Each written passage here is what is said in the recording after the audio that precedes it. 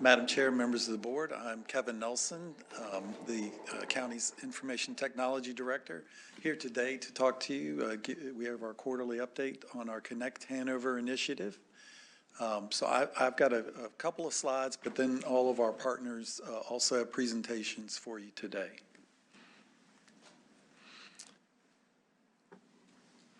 So I wanted to update the board.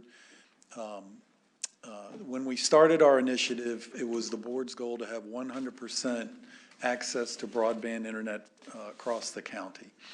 We did come up with a plan that addressed 95% of those, and we've been working to try and get the last 5%.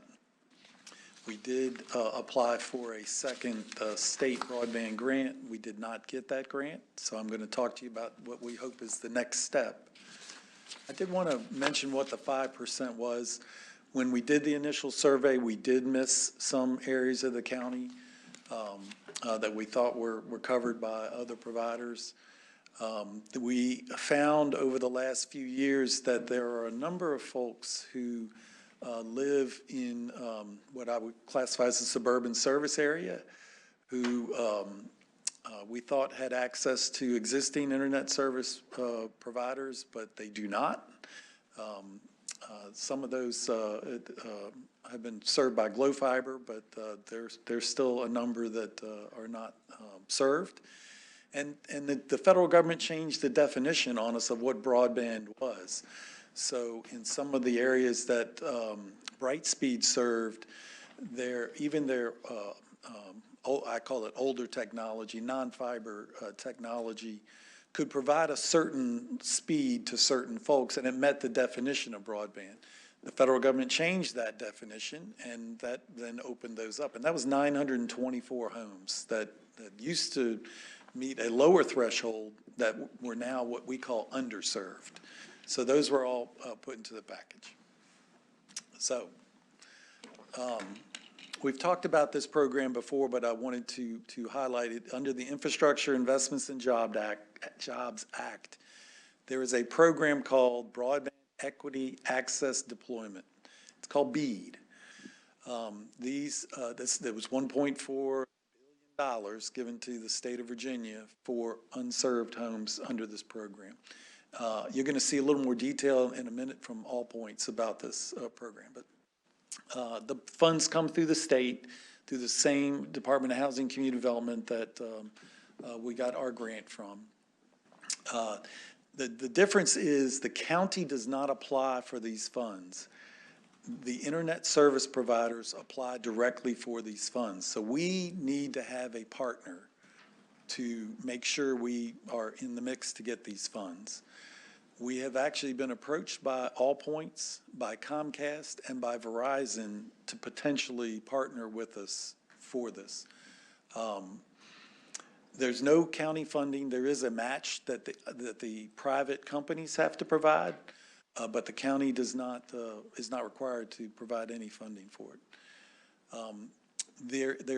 Today there is an open time frame for internet service providers to submit a letter to the state that tells them they're interested in, and it gets a little squirrely on the areas that these are covered, but basically interested in Hanover County.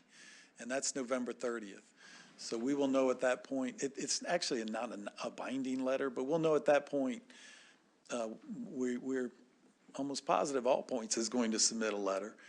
But for Comcast and Verizon, are they also interested in Hanover? Then the application window opens, and there's some caveats to that because the federal government is not straightforward in the way it does grants. But basically March 1st is when the applications will be due. Where it's critical for us to make sure you're aware and educated is that 10% of the points for these private applications are the support of the county.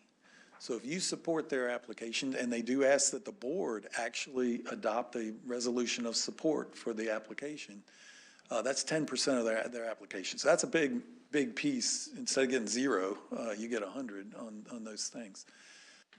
So you will see us come to the board at some point in the next few months to recommend to you supporting certain internet service provider applications. You can support more than one if we have multiple providers. I did want to go through, we have learned a lot from the projects that are in construction today for Glow Fiber and Brightspeed. And so this is not so much, you all know about construction projects. This is more a public service announcement because, as Mr. Wilkins said, a lot of people are interested in this. So our project is going to begin next month. You're going to hear some great news here in the coming presentations. I just would like to make sure everybody understands that there are going to be trucks on the road, there are going to be lane closures, there are going to be heavy equipment out there installing fiber. So please have patience. You know, I know when I get behind a school bus, it's never fun, but that's what's going to happen. Whether it's All Points or any of the other providers out there, they have to stay in the utility easement. We ask that check your property and make sure you know where the utility easement is on your property. They have the right to be in that utility easement.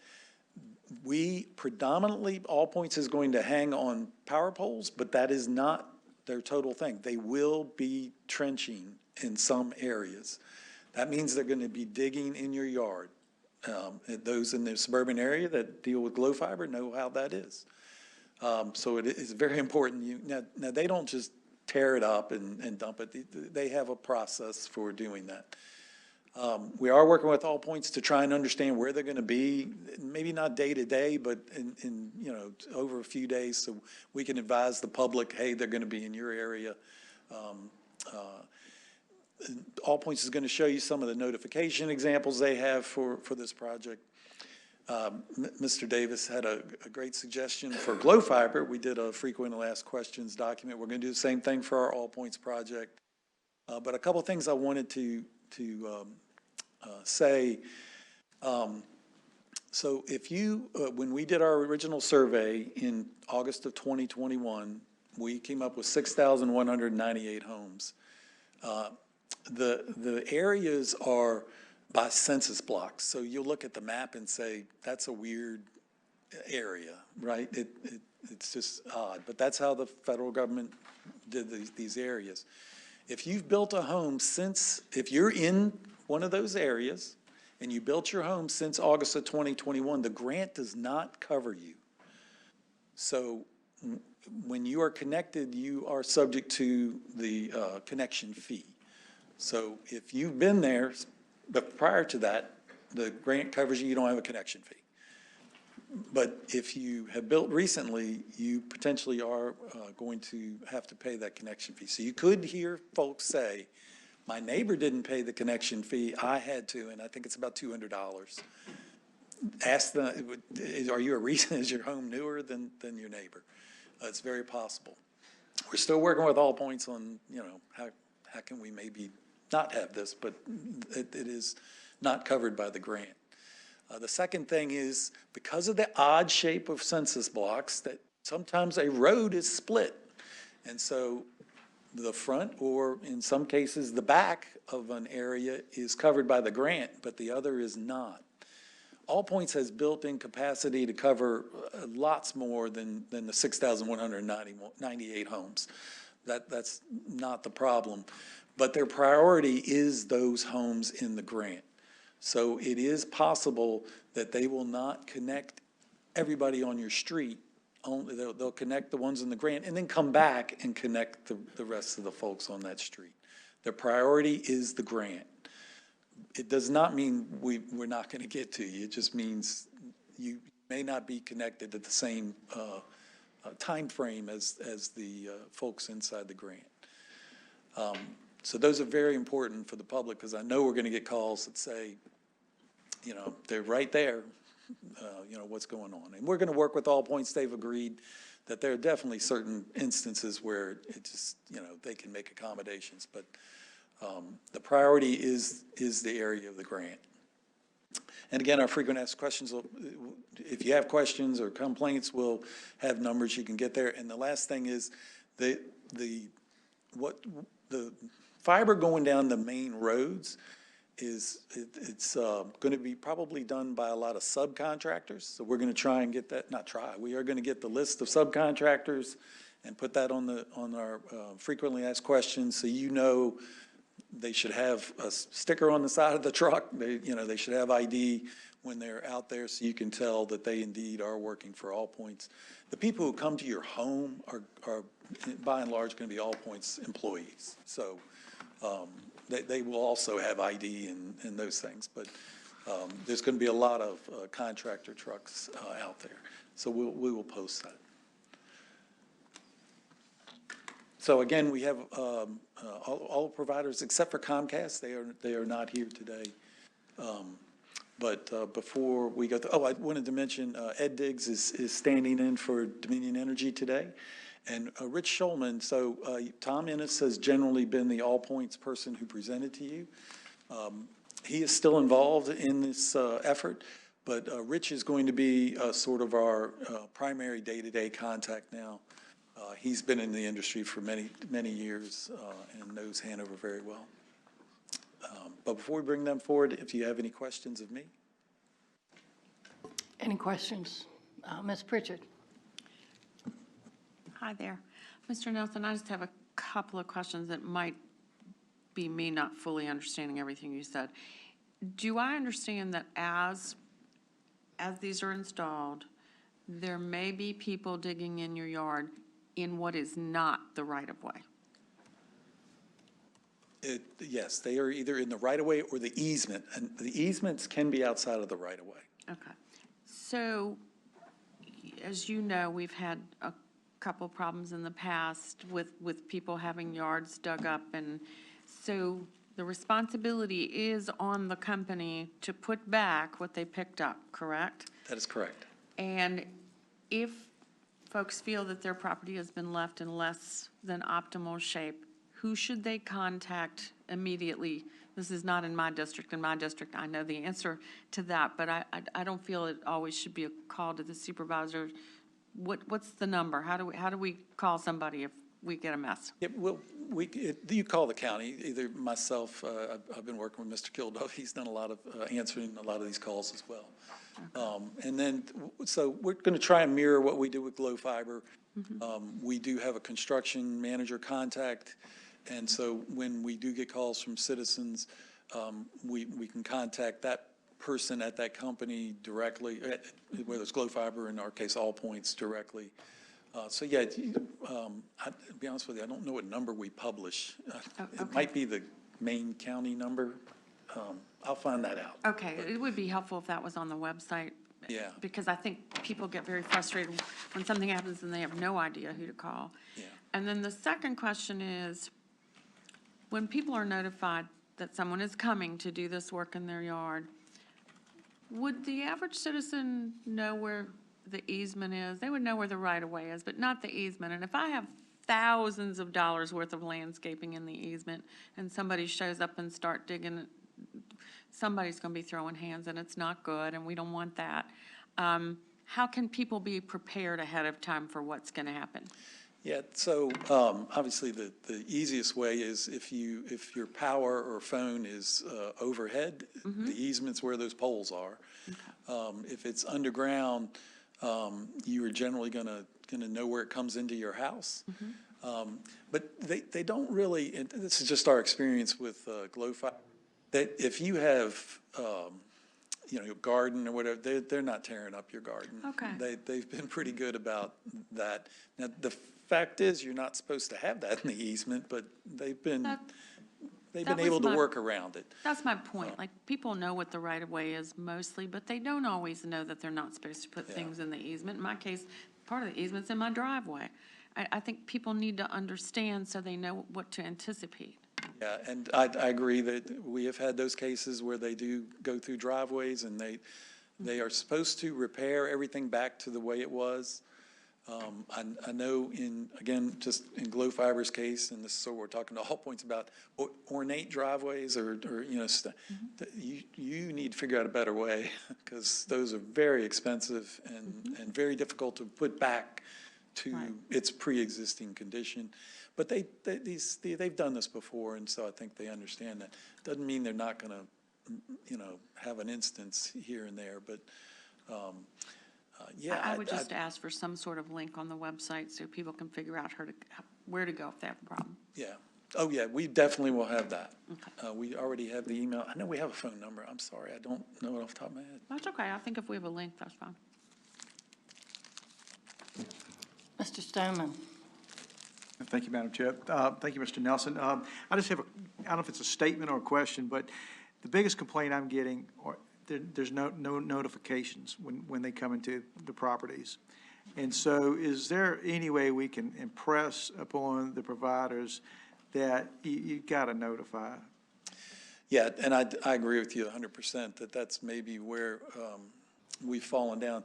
All Points is going to show you some of the things that they're planning to put out there to notify their potential, where they're potentially working. The other thing was that, they are prepared to provide us more information about where they're going to be in certain times. And so we can also put that out on all of our social media and other places that we interact with our citizens to tell them, hey, they're going to be in your area, on probably these days, over the course of days. But yeah, it's very difficult. People, especially this time of year, door hangers are going in the trash because it's, whatever it is. Well, I know Mr. Badesky the other day told All Points, whatever we can do, because I agree with you. I think that's the biggest thing we get is I didn't know they were coming. So I think we need to be creative and figure that out. Again, you're going to see some of what All Points sends out. But, whatever we can do, we're happy to try and interact with the citizens. I worked in utility industry for 20 years, and so I am familiar with, doing work in people's yards and stuff, and I know things have changed a lot. But, you even whether you had contractors or whether it was the company, the actual provider, you had supervisors, and that was their job, was to make sure that, if you're working in a driveway or you're working, on somebody's property, that you knocked on a door. And I don't know if we've lost that skill where we're afraid to, we're thinking just put it out on social media or hang a door, but when you're there, somebody can walk up and just make the contact. I will pass that on. Well, they're here, but that's very good. That's very good. And, I think that what they generally don't want is for you to be talking to the worker. You need a supervisor there who's in charge. The workers are just doing whatever, they're supposed to do that day. So, yeah, making sure those guys are there. And as you said, it doesn't hurt to knock on somebody. As long as you got ID and, you're impressing upon the people who you're with. Okay. I like that. We will impress that on them. Additional questions? Okay, hearing none. Thank you, Mr. Nelson. First up is Brightspeed.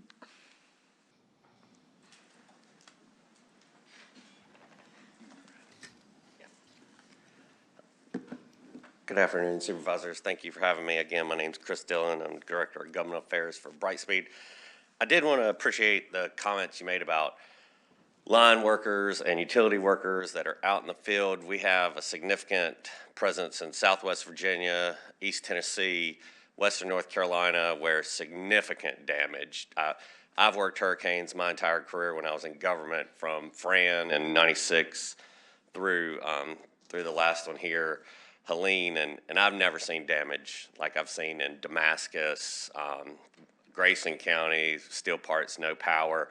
One of our crews was actually the first crew to make it to Taylor's Valley, a little unincorporated place in Washington County, and we were able to provide water, some food, generators, hot spots to that community before any government agency was able to make it there.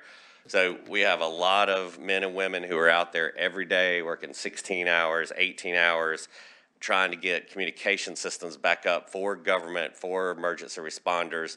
And the problem, in the east, in some lower areas, the water recedes and the road's still there. The roads are gone. The trees are just across every gully and creek that there is. So it's going to be a long time for rebuilding and coming out up there. Our CO in Damascus, for one, we had 3 feet of mud in it that we had to dig out. Can't operate at night. You know, it's starting to get unsafe in some areas. We were able to get transport to all the wireless towers that we serve, so we are back up, or every wireless tower has been back up for a couple weeks. But it was interesting. I serve as one of our business continuity officers, so I've been on calls in 4 states nonstop, it seems, and been on the road a lot. When I asked our guys in the field, what's the number one thing I can get you, they said some EpiPens and Benadryl. Every yellow jacket nest in eastern and western Virginia has been washed out, and they're all really upset.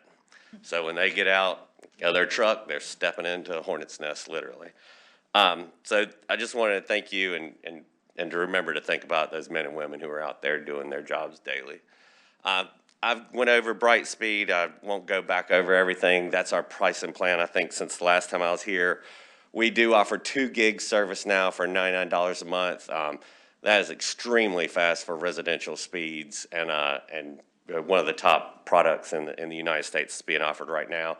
I do want to remind you, last year we were the 4th largest builder in the United States, and we only have 4,000 people. I mean, we are punching extremely above our weight with who we're up against. This again is our service territory of of the ILEC that we purchased, of our legacy copper lines. This is the RDOF grant that we won, or RDOF build that we won through the FCC. Beaver Dam, I'll go over quickly. We're 56% complete with all underground construction in Beaver Dam. We're getting ready to start aerial construction there, and we have over half of all the make-ready permits. Sorry, I just got this morning. The aerial permits for make-ready from Rappahannock. And Rappahannock has been an amazing partner with us. We have bi-weekly meetings with them, and we are really putting some gas on this project quickly. In Gumtree, there's 752 addresses. We're 15% complete with our buried underground conduit. All the work has been assigned to contractors, and we're waiting for some locates. Aerial placement will begin, if it hasn't already. And again, we're over half with our make-ready with Rappahannock, and hopefully we'll be done with that in the next 3 to 4 weeks. Montpelier, we were a little bit behind on our buried, I think started today. It may have started Monday out of our central office here. Our area placements are set to begin on Monday. We have over half of our permits, about 70% of our Rappahannock permits, and 66% of our Dominion permits ready to go. So I've been over this before with our build guidelines on how our builds work. Just about all of our permits, we're under construction everywhere in all 3 areas, and customers will begin to be offered service, meaning the fiber will be lit, hopefully within 2 weeks, but definitely by the end of October. And we buried over 15 miles in less than 2 weeks, so our contractor is really out there moving forward. So with that, Madam Chair, I'll be happy to answer any questions about any of the comments that were made or Brightspeed's plans, but we're excited about being in Hanover County and offering this service, and excited to be a part of the community. Thank you, Mr. Dillon. Any questions from board members? Mr. Donan. Yep, thank you, Mr. Dillon. I saw I guess you were putting the interduct in Montpelier. Now, is that going to service any of the village of Montpelier, or is that just going through to somewhere? It's going down 33, right there, Mountain Road. It'll feed this project.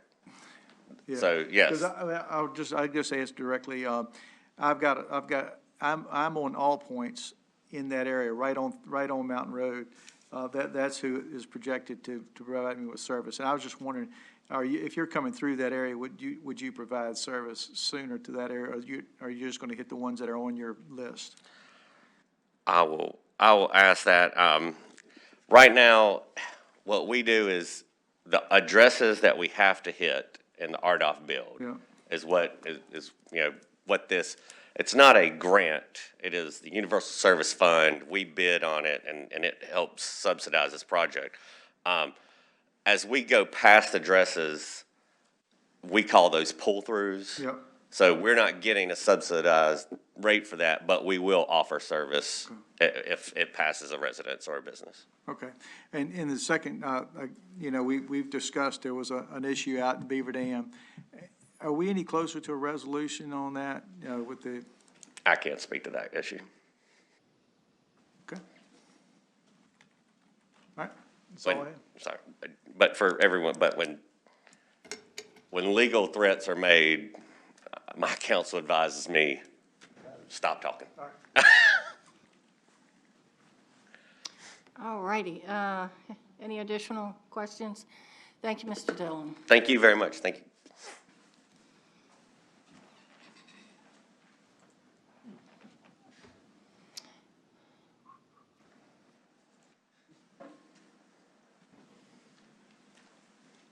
Good afternoon, Madam Chair and fellow members of the board. We are here to provide a similar brief update on our progress. As Mr. Nelson mentioned, we are making good progress. We are closing in on the end of our initial build plan. I call it that because, of course, we have our original areas that we were planning to build to compete with the existing provider in Comcast. We are working daily, weekly, monthly with county staff to continue to identify those areas where there's a shortfall that don't fall in all points, grant, but also aren't covered by anybody else. Getting that actual knowledge from the residents themselves is important because there are some mapping issues that come up, and someone will say they're covered, but then that resident will call and say, hey, so-and-so said I can't actually have service here. So our build will continue to expand out from this original map, which I'll show you on the next slide. All of this boils down to percentage-wise, we are roughly 90% complete with this initial build plan. We have built over 204 miles of fiber throughout the county thus far, with roughly 27 miles left to go. Currently, we have just over 13,500 homes in the county that have access to Glo Fiber, and our remaining footprint to build is spread across 7 jobs, and that's roughly 1,800 homes still to be built. So in that remaining 27 miles, 1,800 homes, we're estimating to be done first half of next year. Of course, with restoration work throughout the winter, that's a little bit tough to get completely done. So we'll get that done as needed. So that end date isn't really locked in stone, but that's the high estimate right now.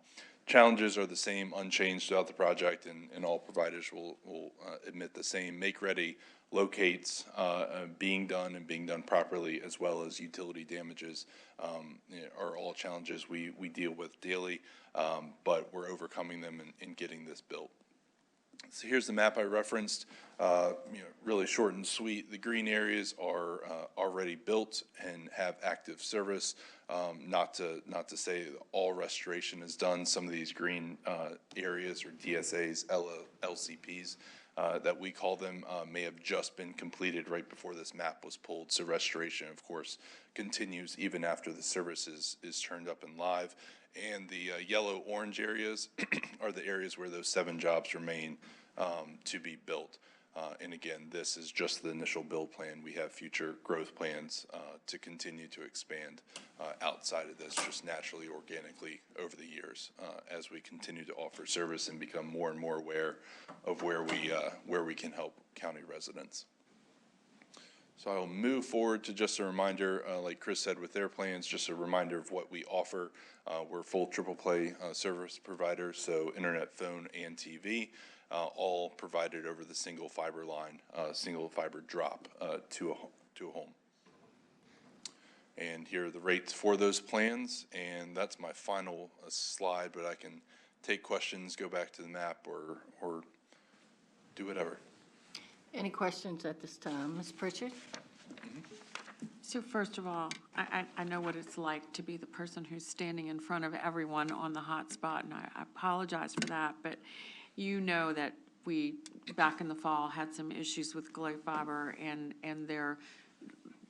work on people's lawns and prior notification. I just want to hear what you've done Yeah. to make sure that we don't have that level of care again. Sure. So the prior notification piece that you all just touched on a couple minutes ago with Mr. Nelson, that is the tip of the spear. That's the most important piece, and sometimes that important piece gets forgotten, done wrong, done incorrectly, done bad timing. That's the most unfortunate piece, is when it's done, we have processes and timelines in place that, hey, this neighborhood A is supposed to be starting construction in beginning of November. Permits fall through, something doesn't happen just at the same time it was supposed to, things get pushed out. Well, that mailer has already been sent out, and hey, I received it, but construction doesn't actually show up for 2 or 3 months. The time delay is a really big issue and really frustrating, because it's something that we have and kind of tied down to a good flow and process, and sometimes those timelines get adjusted. So the prior notification piece is something that we're always trying to improve on, and again, it's not always going to go smoothly, but that's the most important piece, is everybody wants to know, hey, when are you coming, and they can be prepared from there.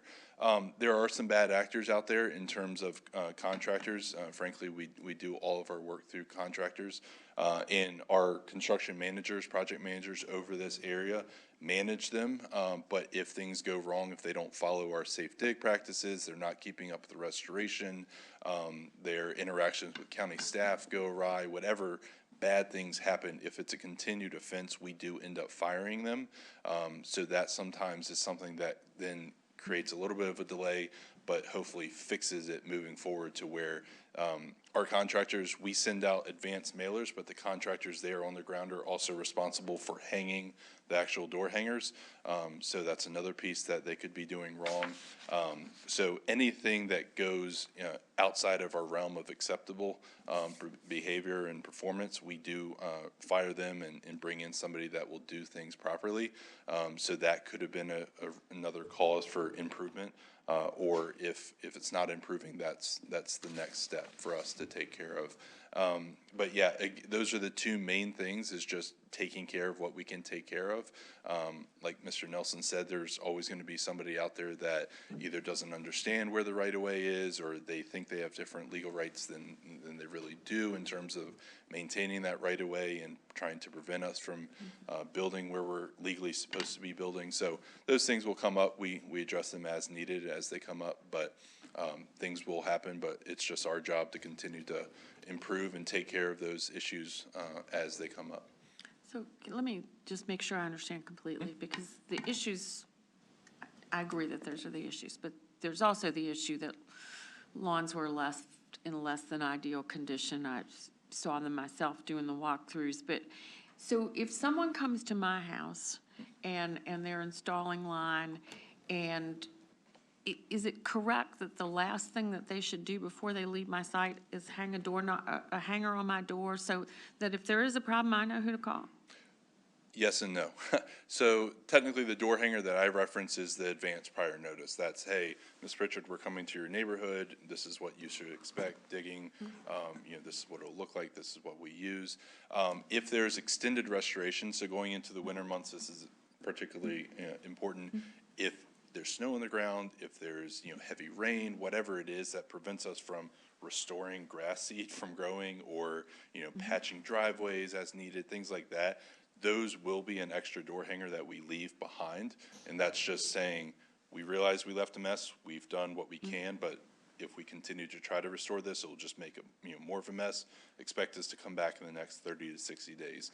That being said, our contractors work in groups in terms of streets or neighborhood, depending on the size of the neighborhood.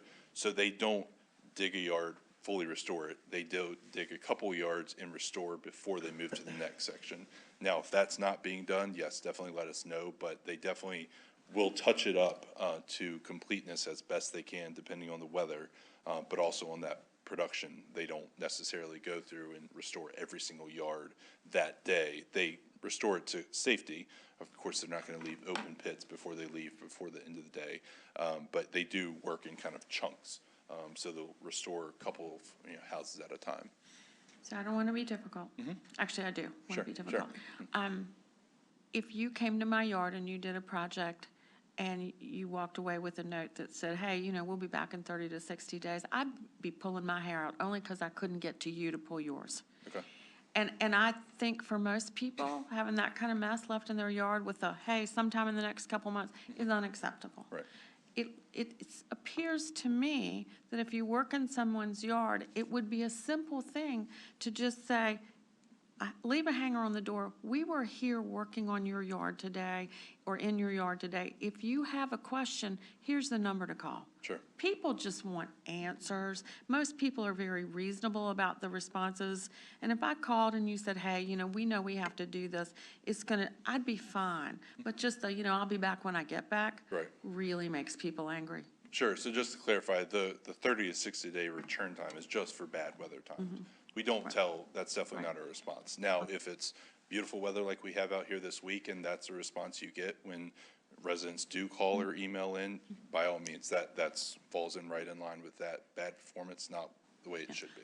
I'm Yeah. just saying they need a mechanism Yep. to call. That's Yeah, all. understand. Mr. Hertzberg.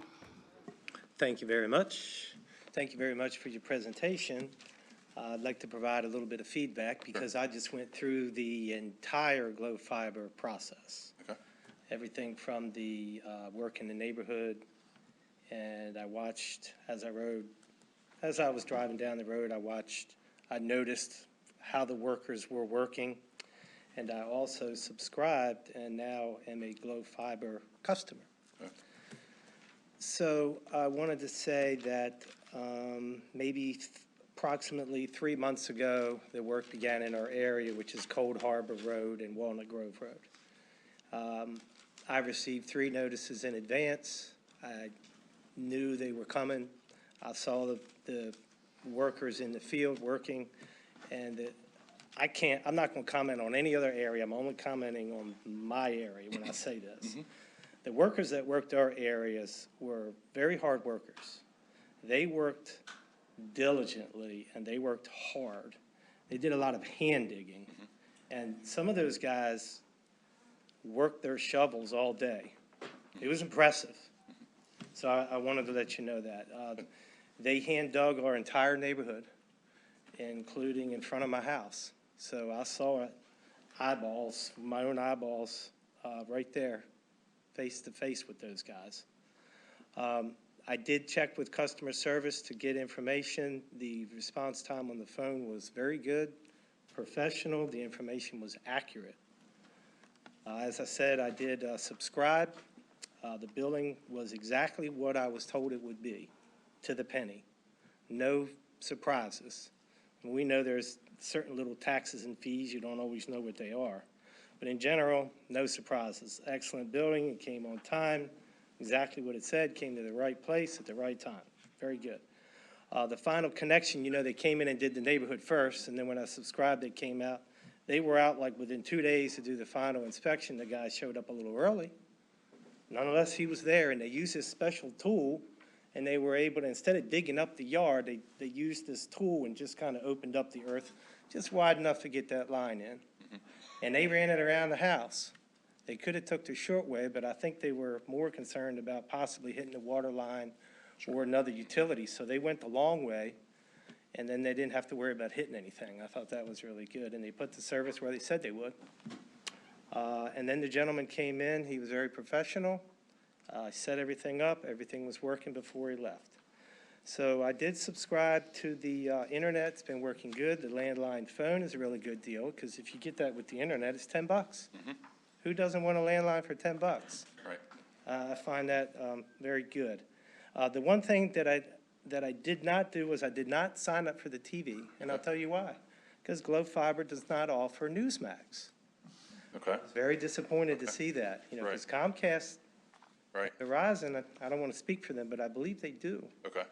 So that's something you might want to Yep, take a I'll look take that at. back. No, I appreciate your comments. Okay. Yeah, good to hear everything. And in terms of the TV, I don't have the exact answer. I know programming contracts are kind of over and above what we can and can't offer. They're, of course, bundled with other channels that, those just come back to programming contracts. But I'll look into that. I didn't know that particular one. But yeah, good to hear. And not to kind of use you to go back with Ms. Pritchard, but that's the point, is we want it to go smoothly like that all the time. Sometimes it doesn't. So that's really the difference between a great experience versus a frustrated experience. And that's on us to continue to make things more and more like Mr. Herzberg's example here. So welcome as a customer and happy to have you, but feel free to let me know if anything doesn't go as smoothly into the future. Right, final comment. I switched approximately a month ago, so I probably had a different crew in my area than maybe in other areas. And we had been hearing complaints, and we really pushed, I know I did, at the last meeting about these notifications in advance. And I think my experience, just personally, because I did go through it, it was a lot better when they came through my area than what we had seen and heard about previously. Right, good. Thank you. All righty, any additional questions or comments? Okay, hearing none, thank you so much. Who's next?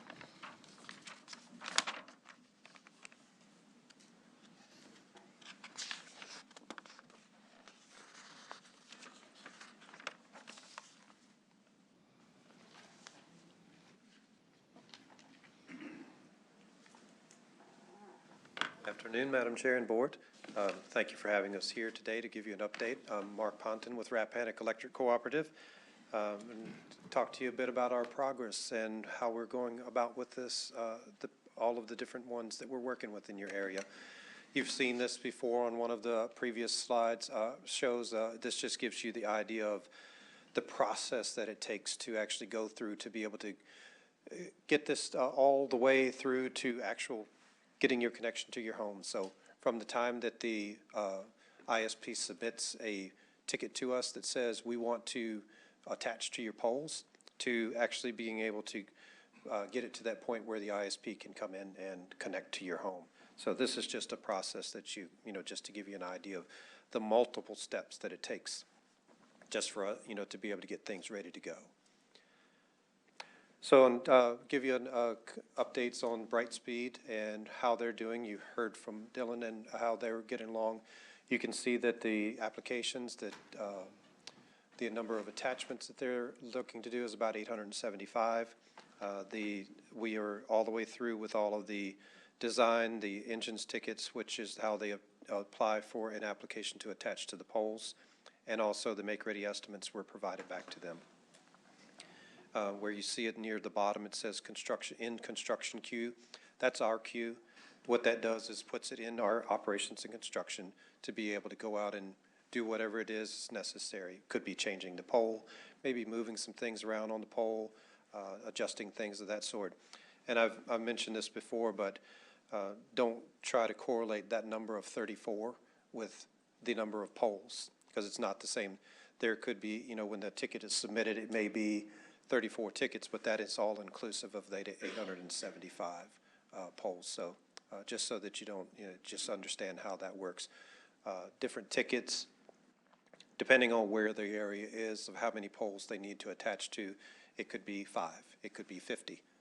So that's how why it's not an exact correlation there. So notices to proceed at the bottom, that's 10 of those that we have already turned back over to Brightspeed for areas that they can connect in fiber to our poles. So they're making good progress. All points, same, making good progress with them as well. They're estimating about 95 miles in the county and almost 1,700 connections. You can see where the applications are up near 78 that have been submitted. 43 of those we have the design for, and 35 the make-ready estimates have been sent back to them. So All Points is reviewing those estimates to be able to get back with us to get us, to the point that we can move forward with the make-ready construction, the pole replacements and whatever that may be ready to go. And they also have 10 notices to proceed of areas that they can go ahead and connect to the poles in our service area.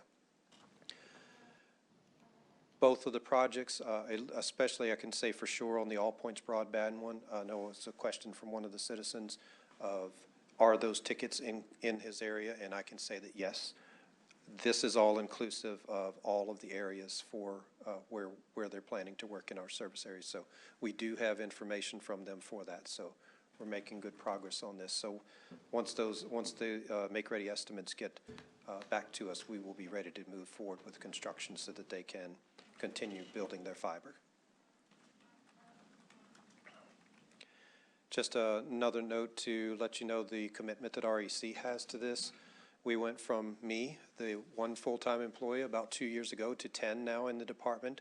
We have one person, Corey Smith, he's here with us today. Lindsey Watson is also here with us, that is fully dedicated to these projects.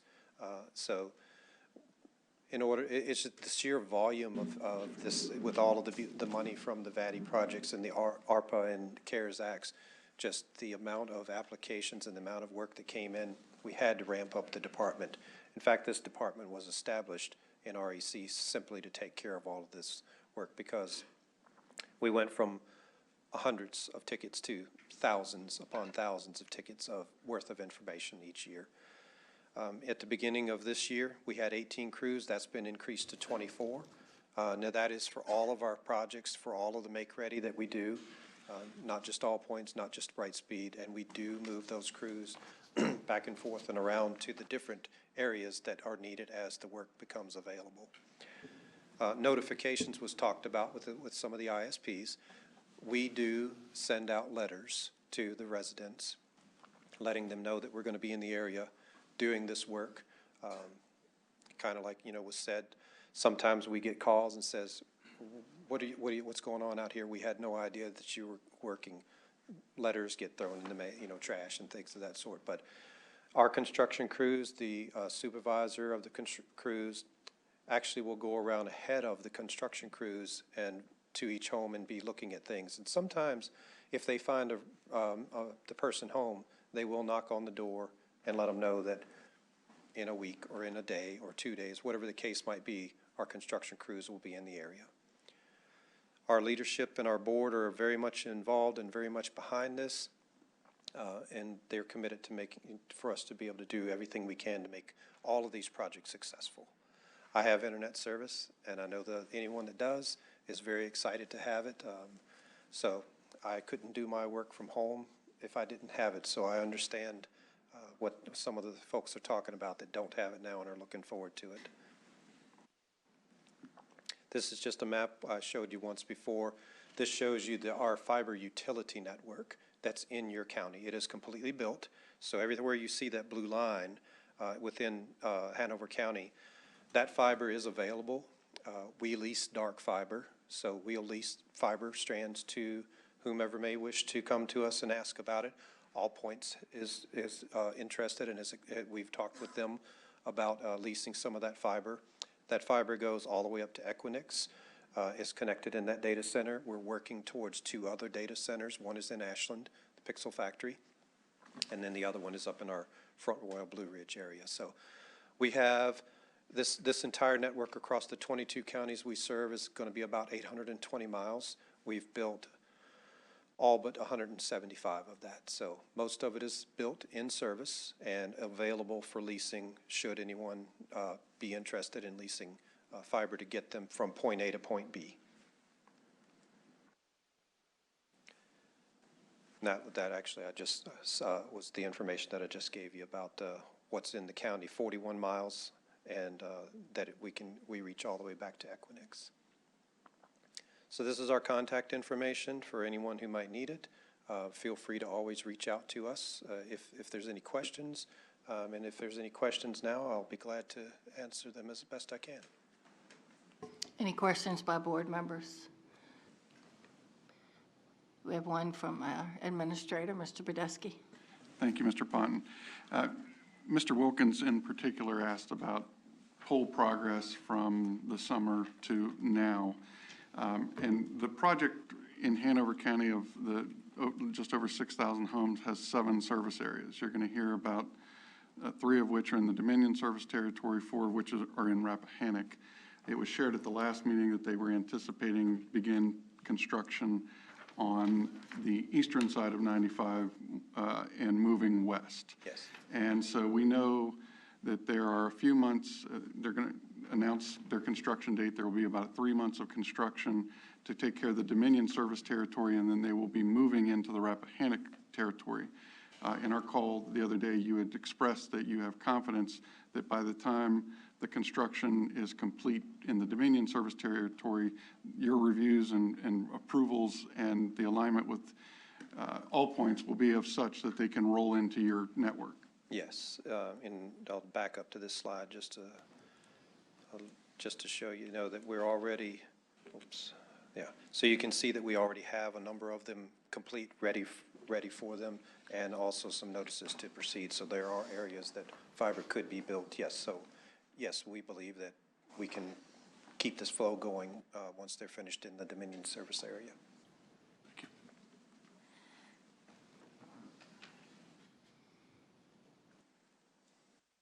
Any additional questions? Seeing none, thank you, Mr. Ponton. All right, thank you.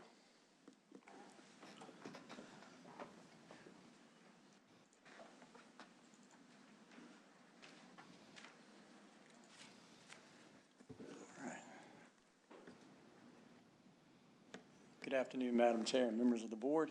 My name is Ed Diggs with Dominion Energy, and I'm here today to provide an update on Dominion Energy's role in the project for Hanover County. As you know, we serve in two capacities. One, as an investor-owned utility, we're in a unique position to actually partner with ISPs in Virginia and in unserved areas, take advantage of what we're doing as a company as part of our grid transformation initiative, where we're building fiber essentially across our service territory to enhance our communication capabilities.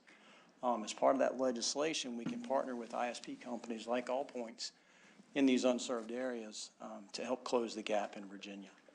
And so just remind everybody that, we are a middle mile provider. We're not an ISP, and we've got projects going on across the state.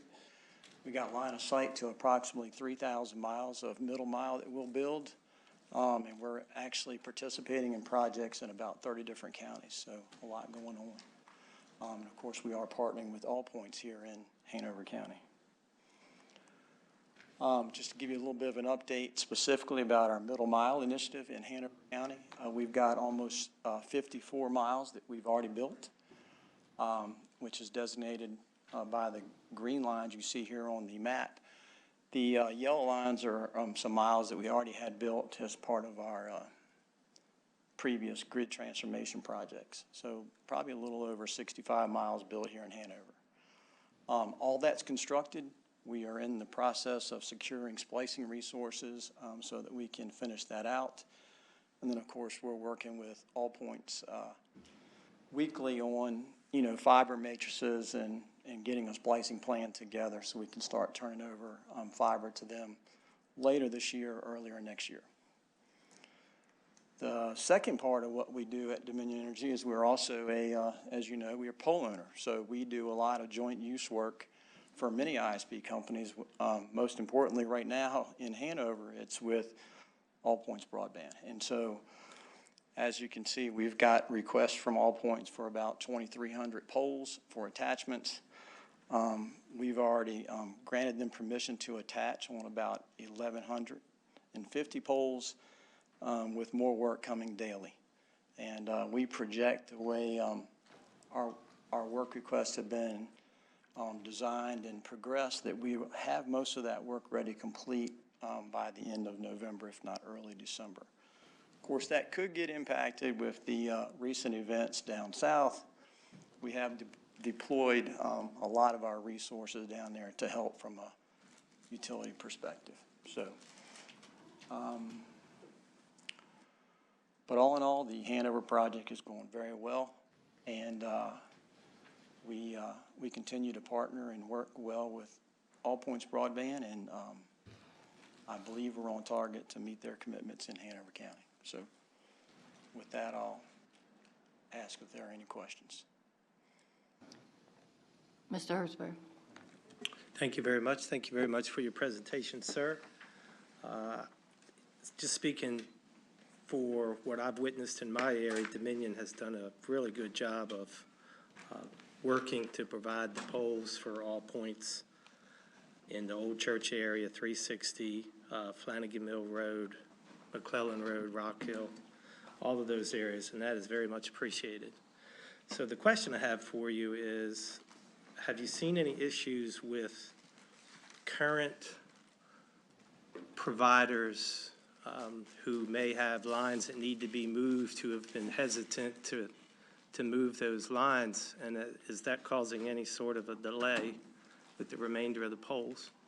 Yeah, as you can imagine, that is a situation not only Dominion deals with, but any pole owner, whether it's Verizon or whoever. And I'm sure the cooperatives deal with the same thing. But yes, we do know that a lot of the tickets, if you will, when we give a notice to proceed, All Points can't necessarily start building until another provider might move in some cases.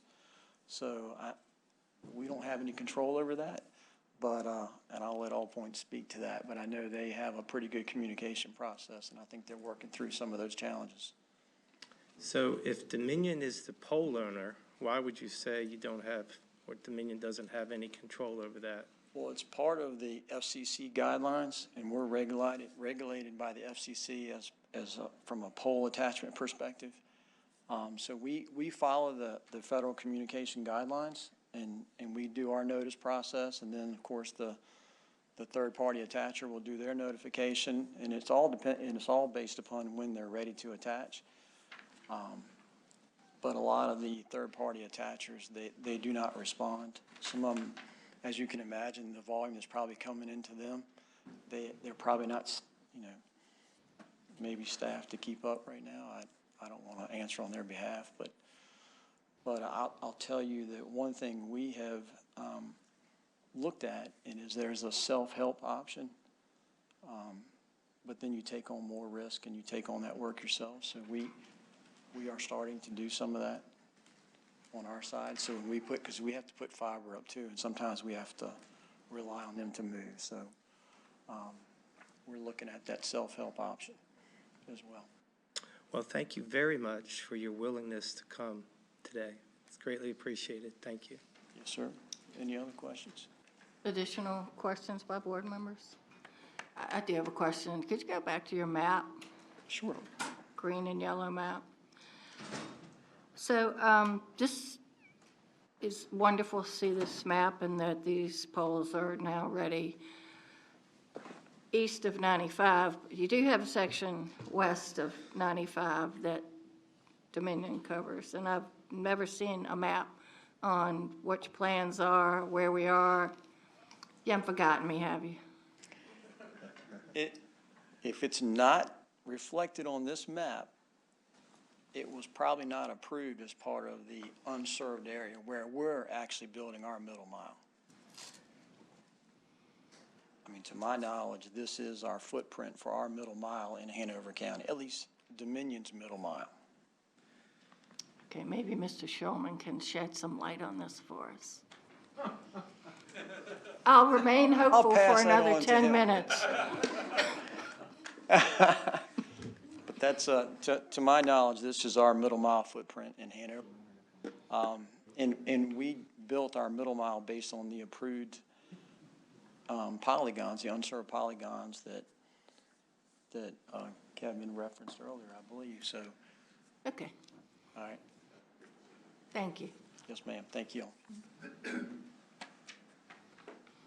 All right, Mr. Shulman, hustle up here. I need some good news. Madam Chair, members of the board, I know you normally see me wearing a bunch of different hats, but I'm glad to be here today wearing my All Points broadband hat. Although I've only been with the company since May, I've been working broadband issues for a lot of years. As I was driving down 54, I passed, I think it's Taylor's Park off on the right, and there's a building there. And I seem to recall being at a broadband meeting 10 years ago with Mr. Davis at that location. So I've been doing broadband work for a lot of years. Probably back then it was DSL, not fiber though, so it's been a while. Anyway, the point is that I'm not new to broadband issues, and I'm not new to working here in Hanover County. I've also worked some big projects in other counties that have more urban areas and rural areas combined. So So I've got some experience handling those kinds and seeing those kinds of situations, and hearing the experiences that you've had as well in some of these other projects to try and come up with some best practices so that we can, as we come in next, we can learn from what other people have done before us and get less calls coming to you with those kinds of problems. Tom Innes is usually here. As Mr. Nelson said, he and I are going to be working together. I'll probably be doing more of the lead in Hanover. But I think if we live stream and my phone goes off, it's because I said something I wasn't supposed to say, and it's Tom telling me that I said something. So, but anyway, Tom will also be around to help out as I'm getting up to speed. So for my presentation, I've got four areas that I wanted to hit on with you. Of course, hear your questions. Just a quick background on the project, which you've heard again and again, so I kind of want to spend very little time on that. More of a focus on where we are today on the project. Talk about the consumer communications, because I know that has been a big issue that you have seen, and as we're getting closer to the launch, to see some of the things that we're going to come out with. And then Mr. Nelson covered a lot of what I was going to cover on BEAD, but I think there's some good points there that probably are good to reinforce. And I've got kind of a picture that you're going to be surprised to see that kind of shows the BEAD areas. So we cover, let's see, there we go. This is a slide I think you've seen for a lot of times, so I won't spend much time here. The key is, I heard some comments before in the middle there, we're talking about 6,198 unserved locations. Those installations will continue throughout beyond the VATI timeline. And as you heard, we built for growth too, so it wasn't built just to cover these 6,198 partners, Dominion Rappahannock, and then Timmons Group is our skilled labor vendor. So again, you've heard these before, the key dependencies, middle mile capacity in place, and Mr. Diggs, I have to apologize. I have it as 99%, but I wasn't in the latest meeting, so that's 100%. That's very good to hear.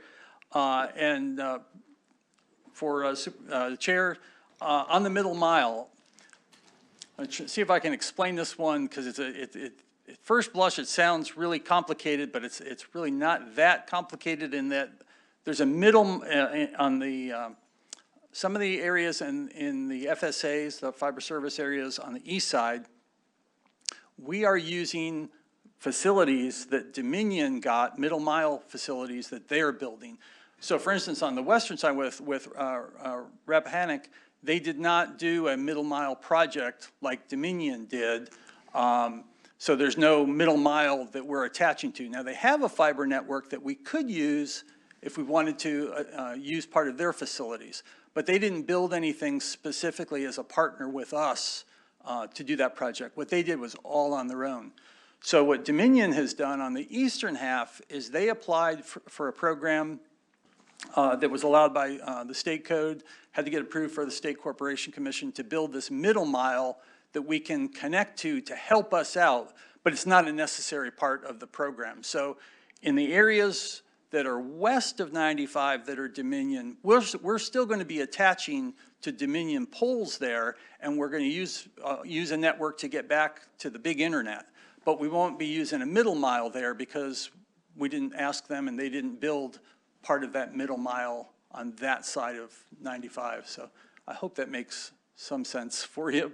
But basically it comes down to they wanted to build, they got approval to build a network that we could attach to where we thought we would need it the most to get done. So that's kind of the way that played out.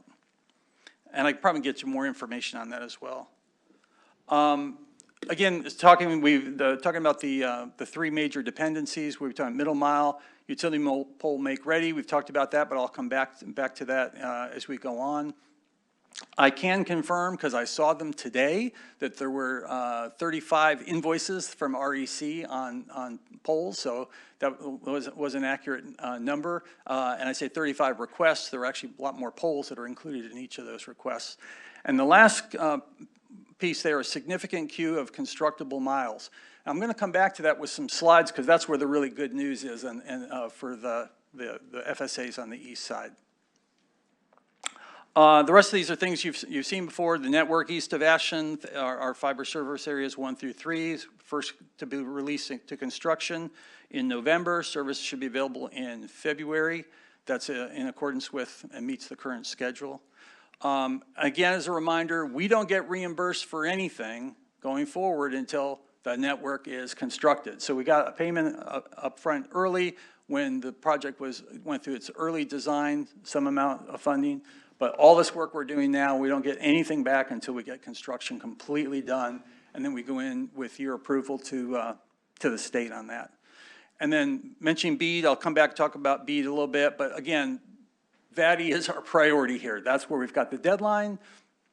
That's the project that we have underway. That's where our focus is going to be. So this is the slide that I said I wanted to cover that I think has some really, really good news on it. I know you kind of like to see it before and after. If you look at the image on the left, you see a lot of yellow lines. Yellow lines means those poles are not ready to do anything with them on them yet. We've been on the right-hand side, you see a lot of colors. I like to see a lot of colors. A lot of colors means that the green lines are areas where we're ready to attach. The blue lines are areas where there's a third party that needs to move. So let me see if I can go in and focusing a little more now on those first 3 FSAs.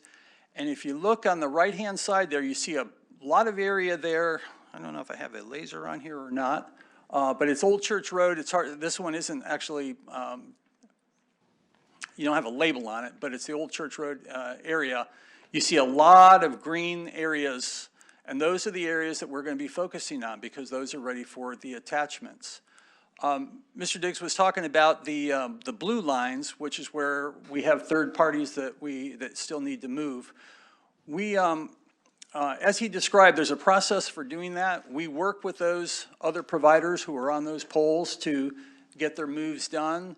I think we've talked with the staff and said, if we run into a problem and we need some help, we have committed to come and ask for help. But so far, those attachers that need to move have been working with us, and we have regular conversations with them, getting them to speed up. There is a timeline that they're supposed to be complying with. But again, going back to those constructible miles, all those green areas are the areas where we're going to be focusing on. And now I'm diving down even a little deeper. So you're looking at Old Church is kind of in the center. Flanagan is going down from there, and all those green dots are all poles that are ready for attachment. So that's a really good story of a lot of area where we're ready to get working. And then I'm going to go even one step closer in here to give you an idea. So this is Old Church Road near Christian Ridge neighborhood. And the point here I wanted to draw for you is the blue lines are where we're on poles, where we'll be attaching to poles. But there's going to be a fair amount of underground work as well, and that's what you see in the red. So, as you know, Christian Ridge doesn't have poles that go down it. So we're going to be putting fiber down the road there, and then the little boxes that you see, the white boxes, are all the homes that'll have the individual drops that they are attached to. So for those areas where we're going underground, there's really kind of 2 options. One is we're in the right-of-way, the VDOT right-of-way. But there are other places where there's going to be private easements that we're going to need to be on. And we know where those are. I don't know sitting right here where they are, but we know where those are. So in some cases, we're going to have to get the easements to be able to get down to some of those locations. So anyway, I think it's a good story to show that we finally have a group of constructible miles. So this is the most current, put a map together, then labeled the start times for construction and when we expect service to begin in these areas. So as you can see, Hanover 1, 2, and 3, construction in November. I think we should be putting our initial cabinets in here in the next couple of weeks. Got those locations set, leases signed. They're doing the work to get the pads laid. All the rest of the stuff needs to happen for those. with service in February. And then if you see, looking over to the west, in Hanover 4, 5, and 6 FSAs, construction in 2025 and service following shortly thereafter. About a 60, 90-day period from when we start construction to when we have service running. I was hoping, I'll switch over to talk about the consumer-related stuff. I was hoping to have a yard sign that we were having done that says construction is coming in your way. They don't have those yet. I was hoping to have one to bring to you, but I wanted to spend just a minute covering some of the communications. Let's see, I'm going to skip this one because you see this one before and it's kind of a hard to read slide, and go to communications. So I've got a series of these slides, a lot of fine print. I won't bore you with all the details on all of them, but basically if you look down the bottom, you'll see a number of days out, we have a marketing plan. So days 90 to 60 days out is when these letters and direct mail pieces are going out. And I circled on these slides the website to go to, and I'll come back to that in just a minute. So these are the letters and direct mail pieces. We've got a pretty good database of all the addresses so we can get mail out to everybody that's in the service area.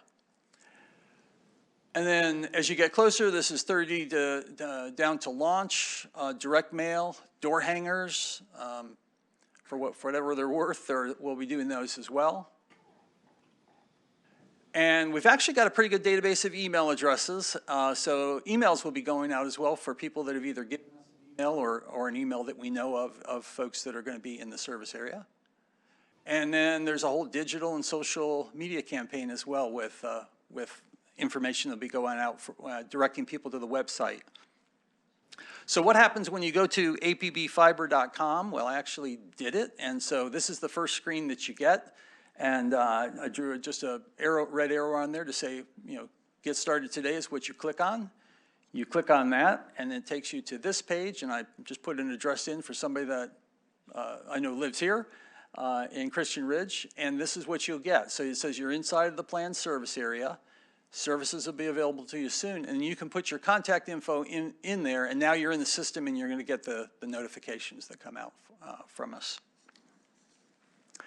I do want to say that we've been talking with the staff. We are going to be working closely with them on better ways that we can communicate coming up. I mean, you've got a lot of experience in this county for how to do it, and you've found some things that worked and some things that you didn't like how they worked, and so we are very willing to work with you all to do the best we can to get the word out to consumers. The last thing I wanted to touch on was BEAD, and this is the slide I was telling you about. These are the locations, the BEAD locations in Hanover. A little surprising, it's about, I don't have the exact number, but it's over 3,000. So these are all what the feds are calling the unserved locations. They don't have 100 by 20 service now. So these will all be eligible for this federal funding that has been released and is in the process now. I have a couple of slides on that. The area is broken down, it's fairly complicated, but it's broken down by zip code areas or zip code tabulation areas, which are kind of like zip codes. And so people will bid on each of those areas. So here's to give you an idea. So the program is similar to VATI, but like Mr. Nelson said, some big differences. The guidelines were established by the federal government, so the process is a lot more complicated than doing the VATI process has been, unfortunately. The state had to have rules that then got approved by the federal government. The federal government approves the final list of the eligible locations. As Mr. Nelson said, applications are submitted directly by the providers. And we have to include a 25% match, and I put in bold there, no local funding required, so that's good news for the county. And as I talked about, those applications are for the ZICTAs, zip code tabulation areas. And we have to, in order to bid for one of those, we have to commit to provide service to 95% of the locations in that zip code area. Again, as was noted earlier, there's a scoring process. These are all competitive bids for this BEAD program. 10%, or actually technically 9.9, based on whether the provider has gotten a letter of support. Once a state makes those award decisions, they actually then have to go up to the federal government for approval, and The BEAD program has a 4-year requirement to begin providing service after the grant is received by the ISP. And last slide here is just on timeline. I think we covered a lot of this already, or you've heard it. October 1st is when the letter of intent window opens, 60 days to do that. And the providers have to say where they may go. They're not committed to actually going there if they decide they don't. But if they don't include a location or a county, they're precluded from submitting an application. We're looking at those lists now. As you might imagine, Hanover looks particularly attractive to us, so we probably going to be coming back asking for some endorsement on applications there. And December 1st, the full window opens for applications, 90 days to do that. So again, now you're talking March 2025 is when the state will get these applications to evaluate them, make recommendations to the governor, goes to the federal government for them to finally approve them. And just a couple more steps in there, but nothing that's urgent for you all. So I started to race through it, but I know you're short on time and I didn't want to waste a lot of your time. Be happy to answer any questions that you have. Go ahead, Mr. Hertzberg. Thank you very much. Thank you very much for your presentation. The cabinet location that's shown on the map on Old Church Road, that's the main cabinet. Is there a secondary cabinet? So Do you know where those are going? I do, I wouldn't know off the top of my head. I know the actual addresses of the locations where they are, which I'm glad to share with you. The locations those locations have already been leased. So once those leases are in place, I think we're fine telling you that. So each fiber service area has one active cabinet. They call it active cabinet. That's a powered cabinet. Now that's going to be the biggest one. And then there are going to be other, they call them passive cabinets that are not powered that are going to be in the service area as well. So I know off the top of my head, because I looked at the map this morning, that there are at least 2 of those. One of them on Old Church, and then one down just off of Flanagan Mill. It looked like on the map it was Westwood Road.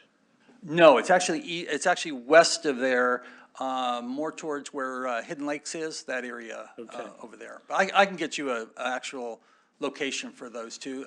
And they're areas that are far enough. You know, we always want to be careful. You want to make sure your cabinet isn't sitting in the VDOT right of way if possible, so that you don't have a thing damaged. So we lease property just off site to be able to get that cabinet up there.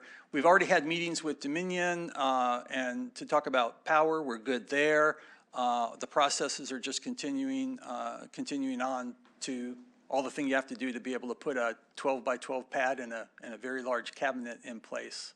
And I'm hoping that that will be done very soon. We've been talking about the idea of doing a ceremonial ribbon cutting or shovel event with the county, and it'd be great to have some cabinets to look at as well that are under construction. So we'll have more details on that coming. I'm glad you brought up Hidden Lake Estates, because that's on my question list. Okay. So that's the road that, it's shaped like a hockey rink. Yes. And the poles, I believe, are in the interior. They don't go around with the road. So the question is, do you know if that will be underground mostly, or is it a combination, or a lot of underground? I don't know. I can look at that and let you know. I drove around there a couple weekends ago, and I just don't remember where the poles were there. But, yeah. Okay, we'll figure it out. Thank you. Yeah. Mr. Badesky. Mr. Davis had a question. I can come back sorry. after. Oh, thank you, Madam Chair. Mr. Shulman, thank you very much. I will I'll say this. Noted as an attorney, you still give a very brief presentation. So I can't give any attorney jokes today. Mr. Davis, I'm actually a retired attorney, and I've been working very hard to get rid of that title, but thank you for reminding me. Well, I think you've tried to retire, at my best count, 7 times now. Yeah, thank you. I just want to, you've heard a number of comments from board members today with regard to communication, and I just need to say this. All points, and particularly since you've been there, your interaction with the county is so helpful, particularly reaching out to your potential customers, keeping us informed. Information is is just key to our ability to communicate back and forth.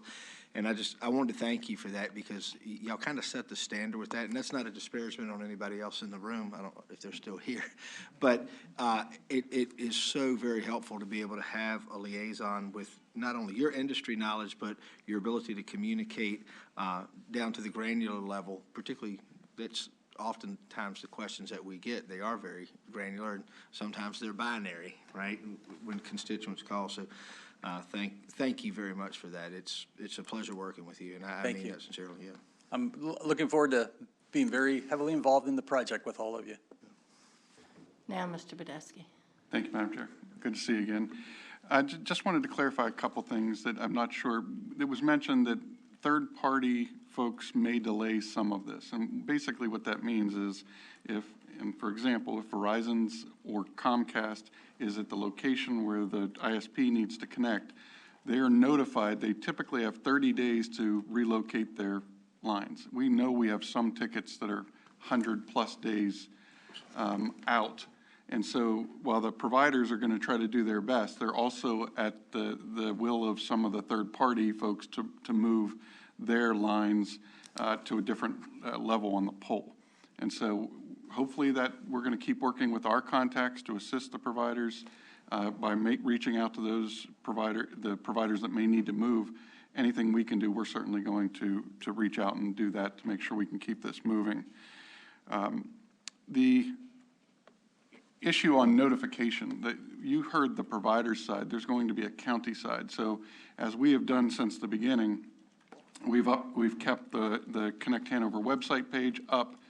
As we start getting deployments and timeframes that they will be moving into certain roads, neighborhoods, we will also put out notice on websites and social media, those kinds of things, to help the residents prepare for them coming. He had mentioned that construction will start in February or in November, and we will in earnest start that construction here in a little over 30 days. What happens is after that period of time, beginning in February, connections will begin. And so I hope the takeaway that folks, there was a lot of information shared here. The real takeaway is for our residents, the question was, when me? When my house? And that's all I hear the question has been. All of this make ready and all the third-party provider stuff means nothing. We have a desperate need for our residents that have asked for broadband to be provided to their homes. The takeaway today is in our work with All Points, in earnest, the construction will begin here in November.